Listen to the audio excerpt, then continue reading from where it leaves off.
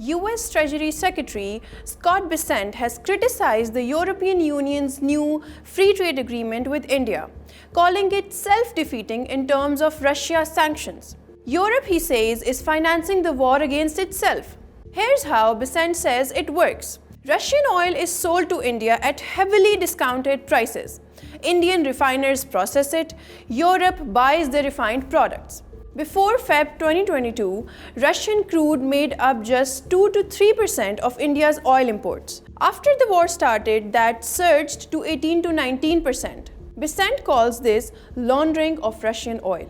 The Trump administration imposed tariffs of up to 50% on Indian goods. Of this, 25% specifically targets India's Russian oil imports, levied as part of the administration's maximum pressure trade policy. Bessent defends the decision to impose additional tariffs on India, arguing that buying Russian oil indirectly finances Russia's war in Ukraine. At Davos, Bessent accused European allies of virtue signaling on Ukraine while avoiding measures that could disrupt ties with India.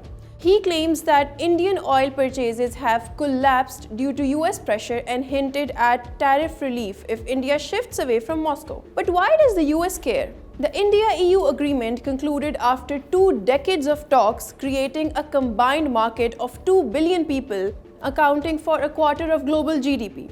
Beyond sanctions, the deal gives Indian textiles, chemicals, and pharmaceuticals preferential EU market access, directly competing with US exporters. Bessent fears that closer EU-India ties could reduce Europe's economic dependence on the US.